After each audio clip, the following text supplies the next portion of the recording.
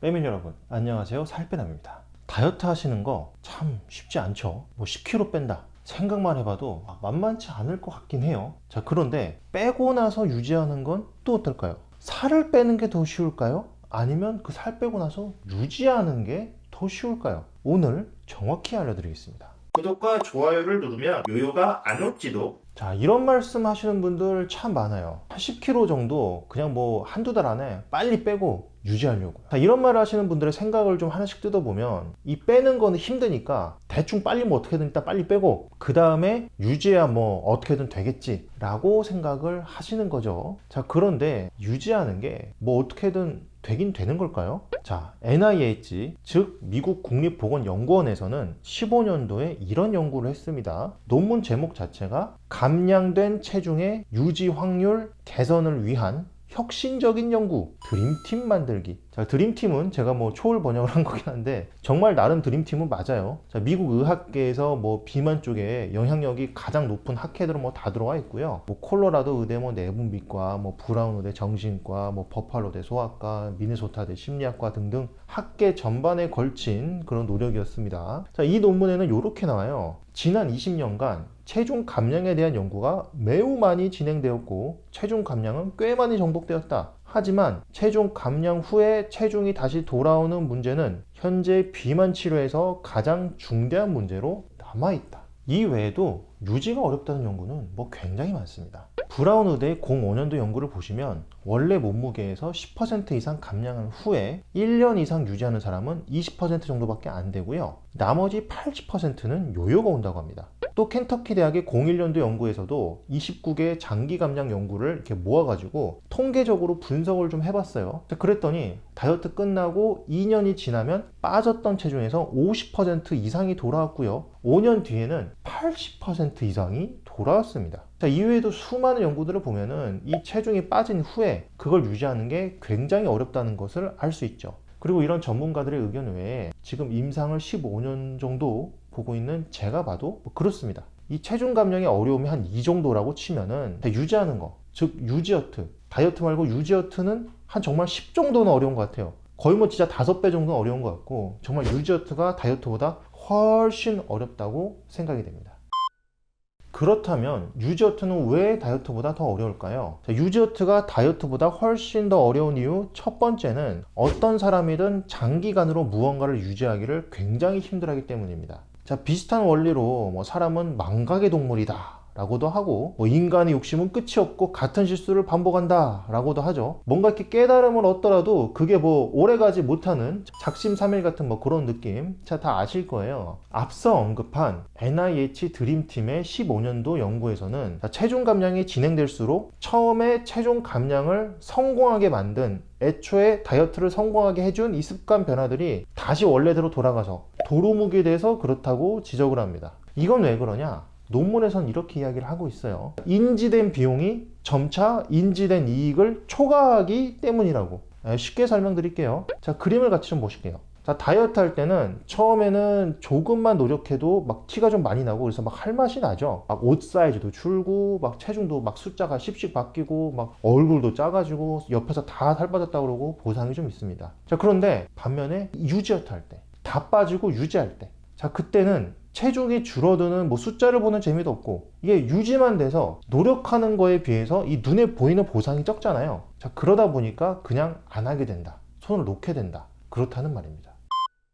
유지어트가 다이어트보다 훨씬 더 어려운 이유 두 번째, 내 살을 빼는 건 내가 어떻게 한다 쳐도요, 내 주위 환경까지 바꾸는 건 정말 어렵기 때문입니다. 이 주위 환경이란 건 뭐냐? 자, 여러분들이 살고 있는 이 현실 세계 전체를 다 포함하는 건데요. 자, 이 세계 자체가 전반적으로 살찌는 환경으로 바뀌고 있는 문제가 있어요. 디킨 대학의 19년도 연구에서 현대인 비만의 주요 원인으로 바로 가공식품이라고 했죠. 자, 미국에서는 전체 칼로리 섭취량의 60% 이상이 가공 음식에서 온다고 합니다. 연세대 22년도 연구에 따르면 우리나라도 크게 다르지 않아요. 자, 한국인도 전체 칼로리 섭취량의 40%를 가공식품에서 먹고 있었습니다. 이 중 26.2%, 거의 뭐 4분의 1이 초가공식품, 즉 굉장히 심한 수준의 가공을 거친 식품이었습니다. 그런데 가공식품 먹으면 도대체 뭐가 문제일까요? 뭐 성분만 좋으면 상관없을 것 같은데.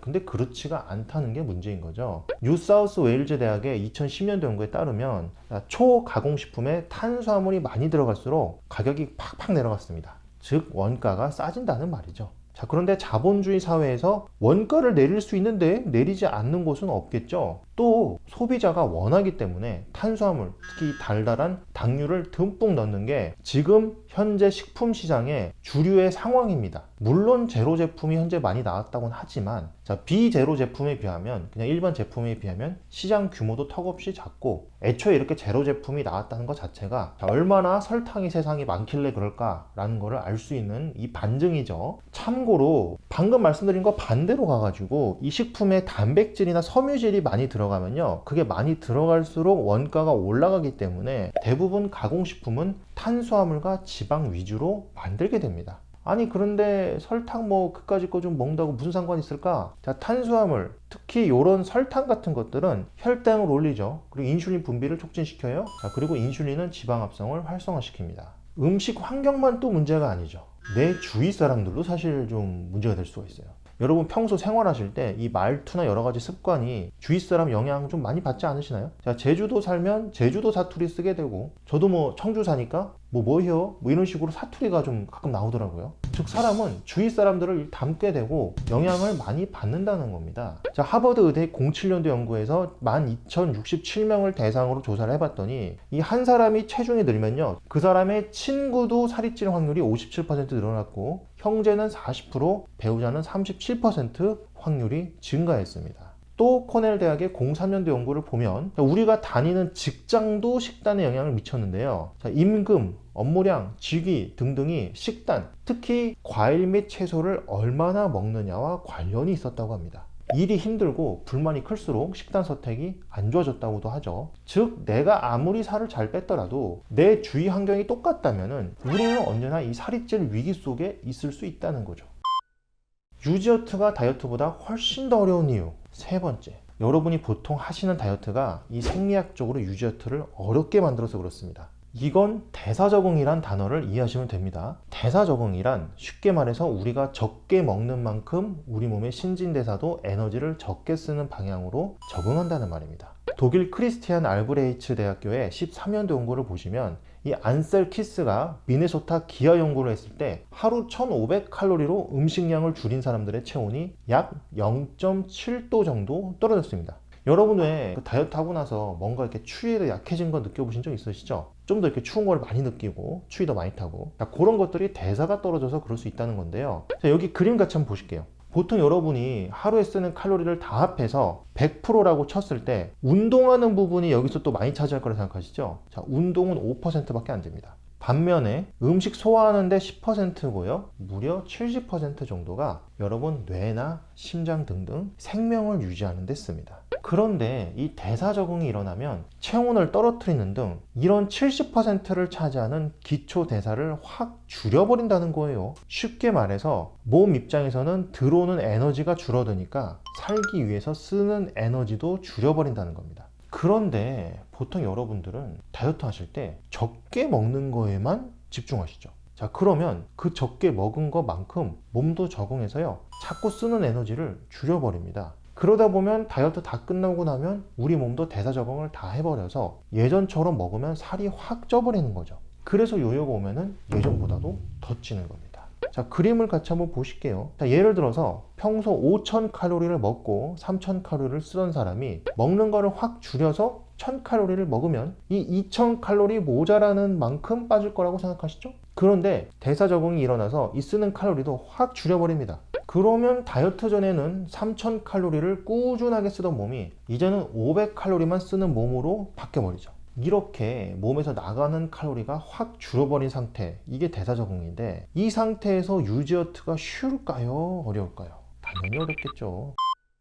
유지어트가 다이어트보다 훨씬 더 어렵다는 거는 이제 아셨을 텐데요. 그러면 뭘 어떻게 하면 될까요? 어차피 유지어트 어려우니까 그냥 포기하면 될까요? 자, 아까 말씀드린 것들에 대해서 대책을 세우시면 됩니다. 일단 1번, 내 다이어트를 도와줄 서포트 그룹을 만드는 게 좋습니다. 매사추세츠 의대의 14년도 연구를 보면 친구나 직장 동료가 식단을 응원해주고, 내가 하는 식단 응원해주고, 가족이 또 운동을 응원해주면은 24개월 후에도 유지가 될 확률이 높다고 합니다. 반대로 가족이 방해를 하면 오히려 24개월 후에 체중이 증가했다고도 하죠. 따라서 내 주위 사람들 중에 나를 도와줄 사람들을 찾고, 아니면 이렇게 서로 도와주셔도 되는 겁니다. 그리고 2번, 긴 시간 유지를 해야 되잖아요. 따라서 매너리즘에 빠지지 않도록 계속 초심을 찾으셔야 됩니다. 특히 유지할 때는 이 체중도 그대로 있잖아요. 숫자가 빠진 재미도 없어요. 존스 홉킨스 의대 18년도 연구를 보면은 일단 두 가지 해결책을 제시합니다. 감량 전후 사진을 항상 눈이 가는 곳에 두고 자꾸 보게 한다든지 하는 식으로 지금 빠진 거를 자꾸 다시 깨닫게 하는 것이 있고요.